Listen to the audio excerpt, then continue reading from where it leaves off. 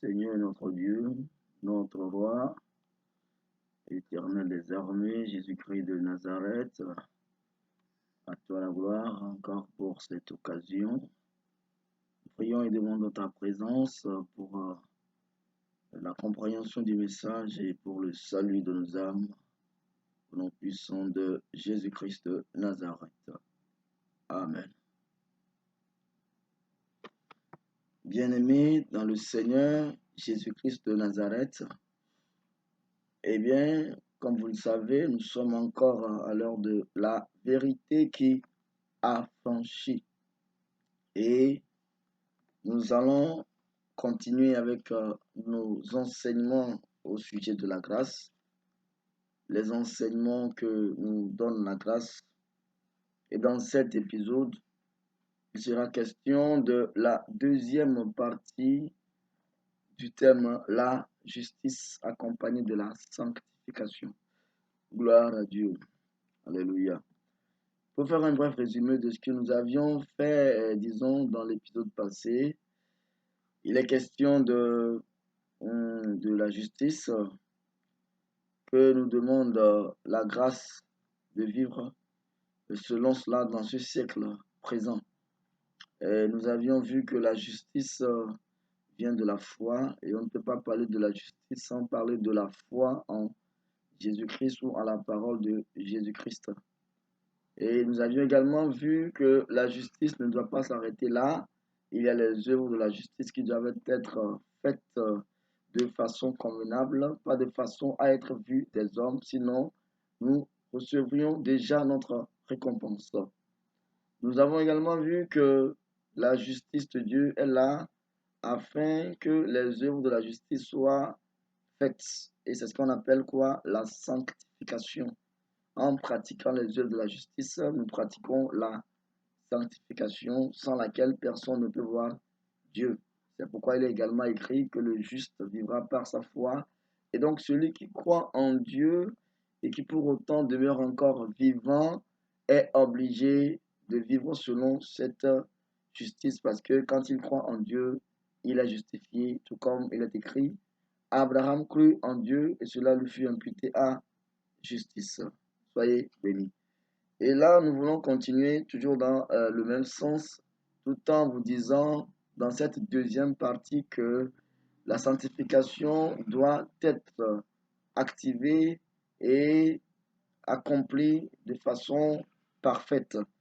Selon 2 Corinthiens chapitre 7 verset 1, il nous fait savoir quelque chose de très important, que la sanctification est quelque chose qui doit être faite jusque dans la perfection. C'est-à-dire qu'on ne doit pas s'arrêter en cours de route disant que nous pratiquons la sanctification. N'oublions pas que sans cela, nous ne pouvons pas voir Dieu. 2 Corinthiens 7, verset 1 nous dit, « Ayant donc de telles promesses, bien-aimés, purifions-nous de toute souillure de la chair et de l'esprit, en achevant notre sanctification dans la crainte de Dieu. » Alléluia. Amen. Vous voyez, c'est un verset qui est un peu pertinent. Et si Dieu le permet, nous allons venir sur les détails des souillures de la chair et de l'esprit. Parce qu'aujourd'hui, nous oublions catégoriquement la chair. Pourtant, la chair aussi a ses souillures, et au sujet desquelles le Seigneur Dieu nous demande de nous éloigner complètement. Et donc, nous devons achever notre sanctification dans la crainte de Dieu. Ce qui veut dire que la sanctification ne doit pas s'arrêter en cours de route. Alléluia. Amen. Et il est écrit dans Éphésiens 4, verset 11 à 12, la partie A, et il a donné les uns comme apôtres, les autres comme prophètes, les autres comme évangélistes, les autres comme pasteurs et docteurs. Pourquoi? Selon le verset 12, la partie A, pour le perfectionnement des saints. Ce qui voudrait dire que quand nous sommes des saints, nous pratiquons la parole, la vérité est en train de nous sanctifier. Nous devons savoir que l'objectif pour lequel nous pratiquons la sanctification, c'est d'aller à la perfection. Et donc, c'est pour le perfectionnement des saints que les hommes de Dieu sont établis. Les vrais, bien sûr, par la grâce de Dieu, sont établis. Et nous devons le savoir. C'est aussi pourquoi Jésus-Christ dit dans Matthieu chapitre 5, le verset 48, « Soyez donc parfaits comme votre Père céleste est parfait. C'est possible. Ne pensons pas que ce n'est pas possible d'être parfait. Eh bien, parce que c'est Jésus qui l'a dit et c'est possible aussi. Que le Seigneur nous aide. Voilà la foi, la première étape. La deuxième étape, la sanctification. La foi, bien sûr, quand nous disons la foi, nous voulons parler de la justification, de la justice de Dieu, tel que l'enseignement, bien les enseignements de la grâce nous demandent. Voilà. Et donc, la justice, là, provient de la foi. Donc, c'est la première étape. C'est pourquoi on a dit, cherchez premièrement le royaume des cieux et sa justice. Et les autres choses vous seront données par-dessus. Voilà. Donc, après cela, la deuxième étape, c'est la sanctification. Voilà. Et ces deux premières étapes font partie des éléments de la parole de Christ. Ce sont des études que nous aurons à faire sur cette toile YouTube. Nous aurons à faire ces études par la grâce de Dieu. Mais si vous avez des questions, n'hésitez pas à les poser. C'est très important. Et donc, les deux premières étapes que nous venons de citer, à savoir la foi ou la justice de Dieu, en plus de la sanctification, ces deux premières étapes font partie des éléments de la parole de Christ, c'est-à-dire les paroles élémentaires de Christ. Voilà. Et donc, c'est Hébreux chapitre 6, verset 1, la partie A, qui nous le dit. Et à cela doit être ajoutée la perfection, comme il est écrit. Après les éléments de la parole de Christ, nous devons tendre à ce qui est parfait. Lisez Hébreux 6, verset 1 à 2. Alléluia. Amen. La perfection aura forcément lieu. Alléluia. Que nous ne le voulions pas, ça aura forcément lieu avec ou sans nous. Voilà. Voulez-vous que nous soyons des imparfaits pour être dans le paradis? Ce n'est pas possible. Et donc, la perfection aura lieu. Et même ceux qui sont morts à la première grande étape du salut, comme on avait vu le cas de brigand à la croix de Jésus, qui avait cru en Jésus, voilà, et qui avait à peine été justifié, et la mort l'avait emporté parce qu'il devait aller au paradis avec le Seigneur Jésus-Christ. Lui aussi, il est mort à la première grande étape du salut. D'autres mourront à la deuxième grande étape du salut, qui est la sanctification. Ces deux premières grandes étapes du salut, ils seront rendus parfaits un beau jour. Alléluia. Amen.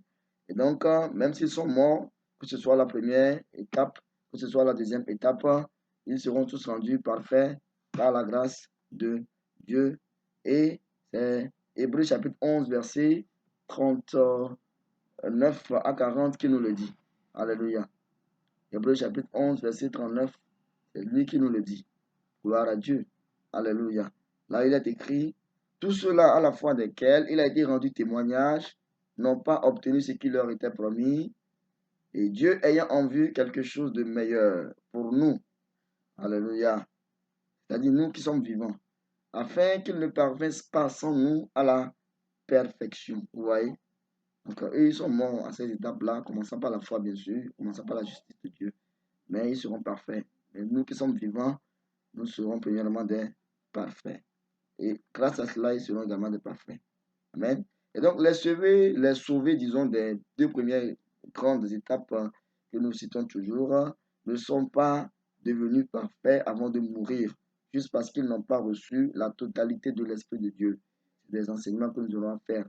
Nous voulons juste brosser un peu les enseignements de la grâce, vous faire savoir que la grâce nous enseigne des choses très importantes. Gloire à Dieu. Alléluia. On nous fait savoir que la grâce nous enseigne vraiment des choses très importantes à retenir. Amen. Amen. Et donc, quand nous n'avons pas encore la totalité du Saint-Esprit de Dieu, de l'Esprit de Dieu, la perfection est loin de nous. Mais ça va venir, puisque c'est ça qui va nous rendre parfaits. Amen. C'est ça qui va nous rendre parfaits. Et selon Jean 3, verset 33-34, Jésus ne reçoit pas la mesure de l'Esprit. Pourtant, Jean-Baptiste reçoit une portion ou bien une mesure du Saint-Esprit. Voilà. Et Jésus ne reçoit pas la mesure du Saint-Esprit. Et dans Apocalypse chapitre 5, verset 1 à 7, surtout le verset 6, on nous fait savoir qu'un message est en relation avec le Saint-Esprit de Dieu, qui vous a dit que ce message a quelque chose à faire en ce qui concerne la perfection des saints, puisque ce message est en relation avec le Saint-Esprit de Dieu, le message est mentionné dans Apocalypse chapitre 10, verset 1 à 4, et dans d'autres passages de la Bible aussi, bien sûr. Soyez bénis abondamment, de façon brève, sachant que nous ne devons pas nous arrêter à la sanctification, nous devons aller à la perfection. Et ce qui va nous rendre parfaits, c'est le Saint-Esprit de Dieu. Et ces Saint-Esprit de Dieu sont en relation avec quoi? Un message très important qui se trouve dans Apocalypse 5, verset 1 à 7, et également dans Apocalypse 10, verset 1 à 4, qu'on appelle communément le message des 7 tonnerres. Si vous n'avez jamais entendu parler de ça, vous ferez mieux de demander beaucoup plus sur la chose en question. Soyez bénis abondamment. Seigneur, merci pour ta parole. Nous voici également à ce stade, disons, nous n'avons pas encore terminé, mais nous voulons nous arrêter là pour l'instant et que ta parole impacte tous au nom de Jésus-Christ. Amen. Amen. Soyez bénis abondamment. Et bien, vous savez comment nous contacter. C'est sur le 00228, le 90 28 17 54.